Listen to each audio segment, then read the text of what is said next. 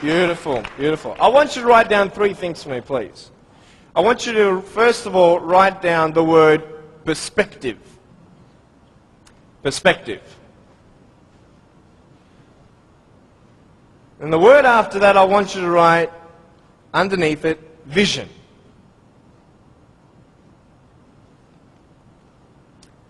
And then underneath that, I want you to put choices.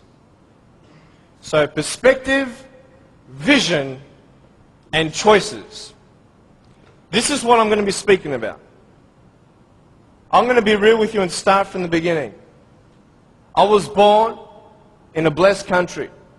I was born to parents with the support I needed. You see, when I was born, it was such a tragedy. It was such a great shock to everybody. We had ultrasounds done when Mum was pregnant with me. I was her firstborn. And my mum made sure that we had the best doctors in Melbourne. My mum was a nurse and delivered hundreds of babies before I was born. She knew exactly what to do and what not to do in her first pregnancy.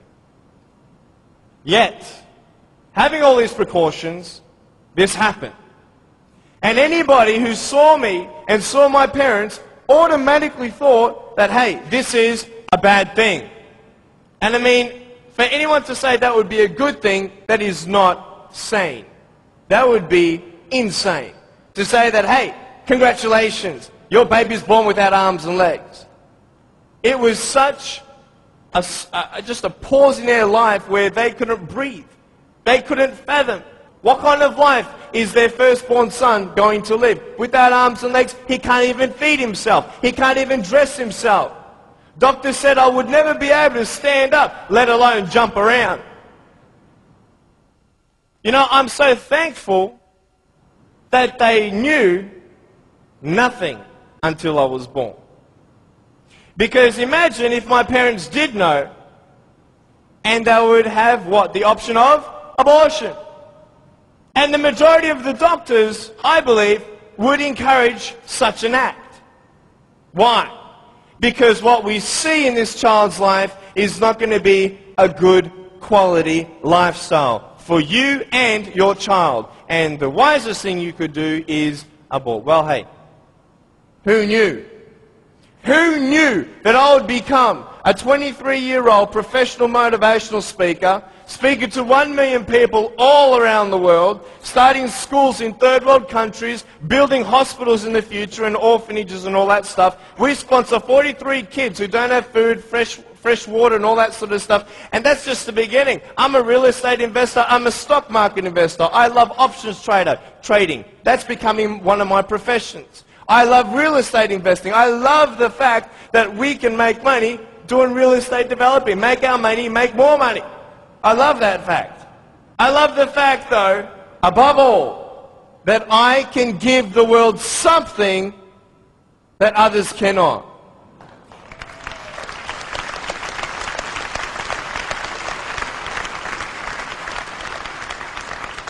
But before I tell you all that good stuff, let me tell you the more down times in my life. Obviously, it was difficult for my parents, but it was also difficult for me. When I went to school, a lot of kids teased me.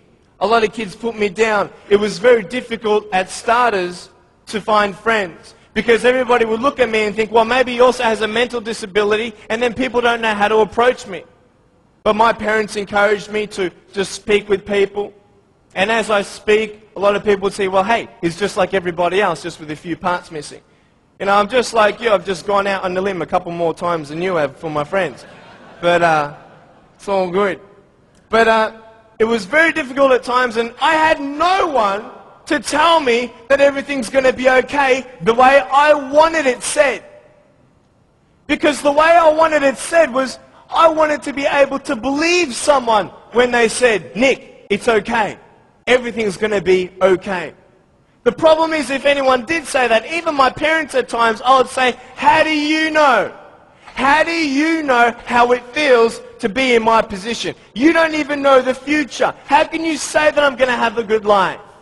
You cannot. Last January, within 3 weeks, 3 of my family members died. January 2005, my uncle, my grandfather, and one of my cousins. The day after my grandfather was buried, my uncle, 53-year-old man, had a heart attack, died. 5 days before he died, he was at the doctor's and everything was fine. What can you tell me to encourage me? Can you tell me anything? Only if you've been through it. And this is what I'm here about. I want to tell you, I was depressed. I had suicidal thoughts at the age of 8. I had this massive list of all the things that I couldn't do and I'll never have in life. I never thought, I'd get married. Who'd want a husband without arms and legs? And I thought even if I ever did get married, I'm not going to be even able to hold my wife's hand. I'm not going to be able to dance with my bride on our wedding night. I used to hate going to public parks and seeing fathers throwing up their kids in the air and sometimes dropping them. I won't have that intimacy with my sons and my daughters. I couldn't do this and I couldn't do that. And no one had any answers. And I thought I was the only one in such a predicament. What happened? What changed? The first thing I got you to write down was perspective. How you see your life is the first key. Who are you? And where are you in life? This is the first question I want to ask you. Even though the world can look at me, they can say, well, a guy having no arms and no legs, his potential is not unlimited, but limited. His potential, just because he has no arms and no legs, humanly speaking, in our logic, he's not going to be as successful as everybody else. Really? Why? Because of his disability. Really? What is a disability? Have you ever thought of that? A disability. I'll tell you what a disability is. Something that would hinder you to achieve something. Now, just because I have no arms and no legs, it doesn't mean that I can't be successful. It doesn't mean that I can't do a business degree like I've done, a Bachelor of Commerce in Financial Planning and Accounting. That didn't stop me. Then what really stops you? Your mind. The way you see your life and where you are going will determine how successful you will be in life.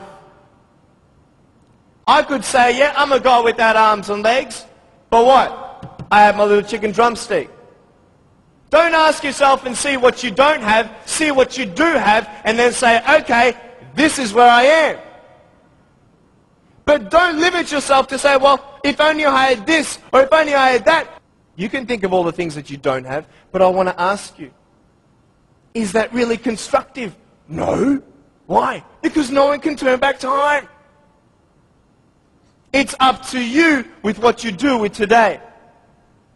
Your priorities, your daily agenda will determine how successful you are. You want to know something? I started to be thankful. Thankful? Why, Nick? How could you be thankful? My mum showed me a newspaper article of a young man who had a disability, not similar to mine, but it was also unexplained medically.